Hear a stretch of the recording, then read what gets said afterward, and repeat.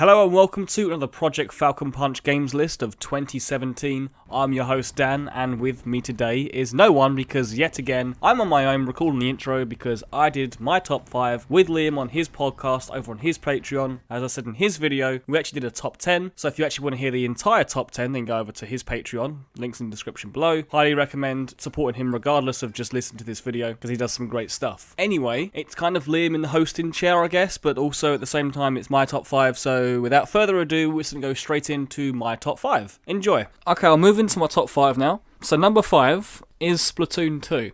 Oh. So I liked Splatoon 1 a lot, but I never really... I played the single player, beat it once, didn't go back to it. Played the multiplayer to an extent for about 2 weeks after it came out, maybe a bit longer. Yeah. And I honestly just never really picked it up again. Yeah. I know it's got its following, but Splatoon honestly never clicked for me that much. I don't know what it is with the sequel, but this game clicked with me so much more than the first one. It could be because it was the original was on the Wii U and I fucking hate the gamepad. Mm-hmm. I put so many hours into Splatoon 2. This game, I think, is I can see now why people love the first game so much. Yeah. I get why a lot of people may not have Splatoon 2 on their top 5, 10 list or whatever, because they might have think it's just more of Splatoon 1. Mm-hmm. Like I say, I don't know what it is, but there was just something that just really clicked with me. I feel like the mobility seems a lot better.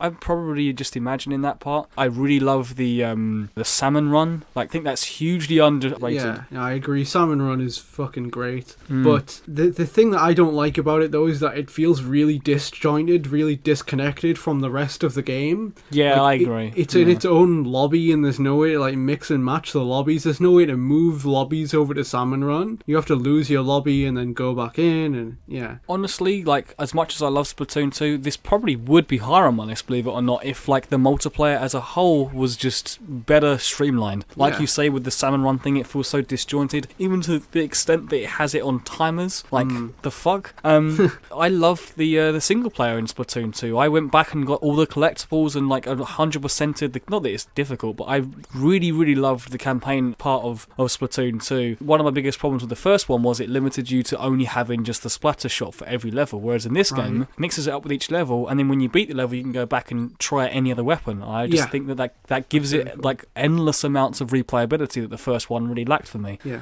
But yeah, like, it's more of Splatoon 1, but for some reason, I just played like a fuck ton more than I did with Splatoon 1, so that's why it's number 5 for me. Fair enough. Number 4 is Uncharted: The Lost Legacy. Oh, yeah, interesting. As you might know, I'm a huge Uncharted fan. I loved Uncharted 4, my favourite game of last year. Mm-hmm. I was looking forward to this, and I felt like, should I put it on the list because it feels like DLC, but it really isn't. It is its own standalone game at this point. Yeah. It's a great sort of side story to show that you can do an Uncharted game without Nathan Drake. As much as I love Nathan Drake, and I still kind of prefer his dynamic with Sully compared to the two characters in this, which is Nadine and Chloe. Chloe being sort of a protagonist from the second and third games, and then Nadine was an antagonist from Uncharted 4. Sure. People have sort of complimented their relationship in this game. It feels a little bit sort of ham-fisted at times, but one of the cool things I love about this game is how it feels so much tighter than Uncharted 4. Uncharted 4 is like a 15-hour plus game. The last third just feels like it's dragged out, and you just kind of, you're thinking, is this going to end? You kind of end up clock watching towards the end of Uncharted 4. Sure. This is more of an 8-hour tighter experience that really kind of highlights everything that I love about Uncharted 4, but just trims a lot of the fat off. Sounds good, yeah. And just the story in general is actually kind of interesting. With it has an interesting antagonist, which I think the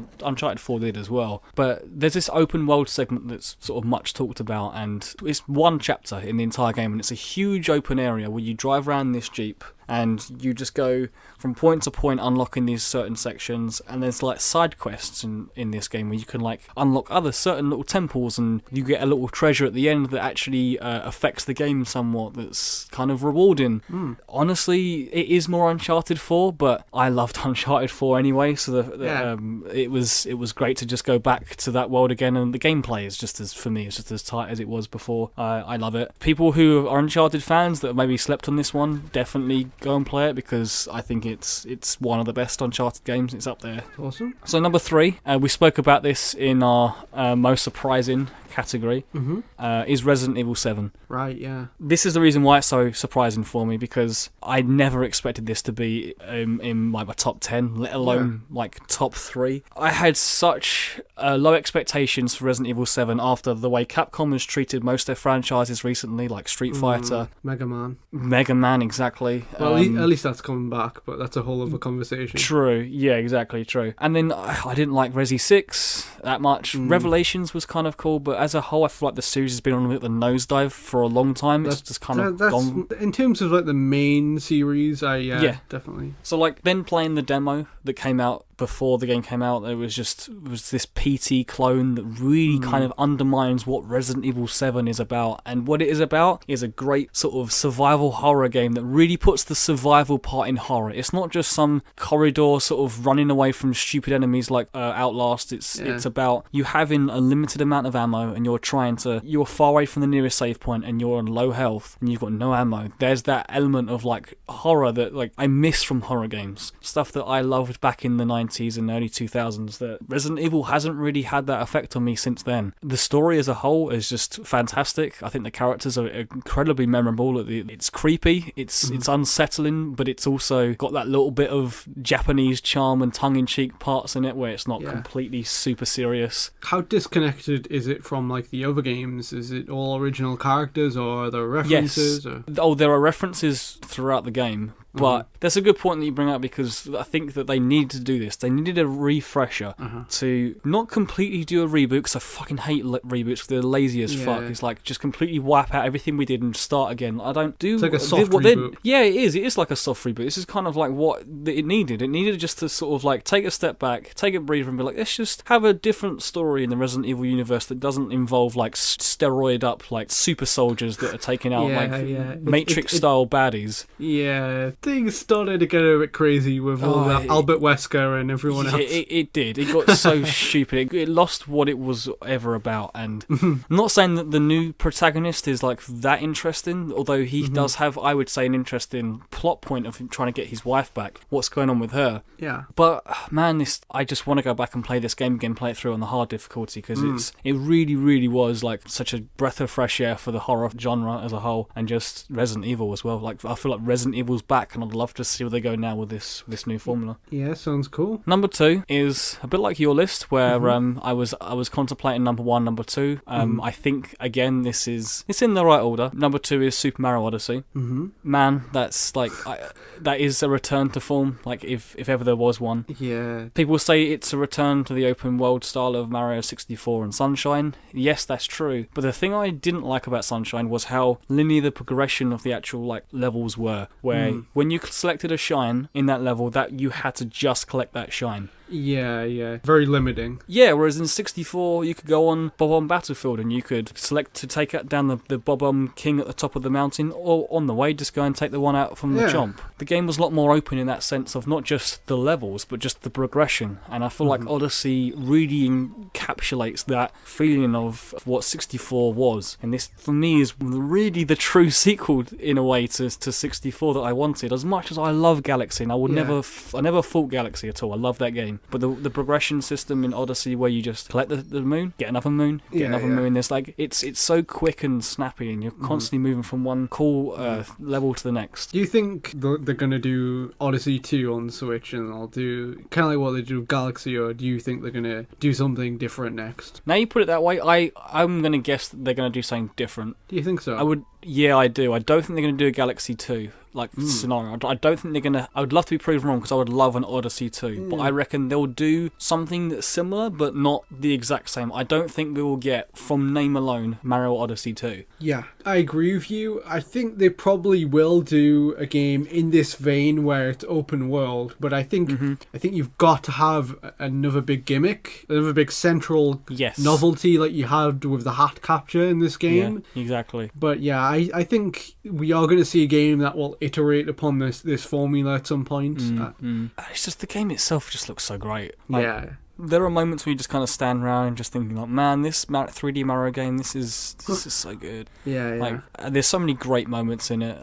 The whole game's an absolute joy to play. There wasn't one bum note in that game. There wasn't one moment I'm like, I didn't like this. But no, I totally agree. Very consistent. Even my number one, which we'll get to, I have like a couple of flaws with, like faults, but like for Odyssey. But I had a smile on my face the entire time. Like, it was a joy to play. And in any other year, this would have won my game of the year without a doubt. However, there is another game that came out this year. You could probably guess what it is at this point. Troll and I? Yeah, exactly. When it was the Switch's launch. It was great to have it back, but my number one is Super Sonic Bomberman Forces. R. Oh, yeah, that one as well. Okay, then enough stupid joke answers. Go on. It's, of course, Breath of the Wild. Like, of course it is. Like, it's almost become like a cliche that this is like a Game of the Year thing. But honestly, looking back on this game, and even playing it fairly recently because of the DLC, this game's sense of freedom is just fucking unmatched. You stand at the top of a mountain, and it's not like, let's just jump off of it into a predetermined hay barrel, like Assassin's Creed, or we'll climb back down, or go down a zip line that's like predetermined to go down to the bottom here. No, we're just going to jump off and glide wherever the fuck you like. There's no barriers. In Horizon, there's like literal barriers, and it says, do not go out this area, otherwise we'll like put you back to the last save point. Like, it literally says that on screen. Breath of the Wild, it lets you do whatever you want. After that first area that teaches you the ropes of how every mechanic works. From then on, it's just discovery after discovery after discovery, and it's one of those games where you talk about, so what did you do once you got, I went to the Zora domain first, and like sort of went up the waterfall, and then I took down that. One of my favourite moments that just coming to mind right now of the entire year playing games is discovering the Lord of the Mountain. Yeah. Seeing that glow in the distance and being like, oh, what the fuck is that? And then I want to go there right now, and going up onto the mountain and seeing this thing that's just dynamically occurred in the game, this spontaneous rare event where you can go and meet the Lord of the Mountain. And then I remember fucking up and scaring him off the first time, and then I learned, you learn from your mistakes and you figure out how to mount him, or seeing like the stars fall down and you see the glow in the distance and you think, what is that? And then you go over to it and it's the star bit from like Skyward Sword, which I thought was quite cute. Yeah. Another thing, like you said, the things that happen dynamically that you just discover, like when you see the dragon in the distance for the first time, you're just like, what the fuck is that? Am I seeing things? Like, what is that? I remember when I went across Tyrol Bridge the first time, it just goes underneath, and I was just watching it in awe below me, like, whoa, what the fuck is that? Like, and other moments like discovering like the Lost Woods Forest as well, and you just think like, it's just when you go and find the Deku tree and you see the Master Sword sitting there, and it's just like, it's so good. Like, for me, this has been a phenomenal year. It's had so many great games. It's almost feels bad. Like, I've left some games off. Another year could have made it into my top 5. But 2017 has been, I think, the best year in games for a long time.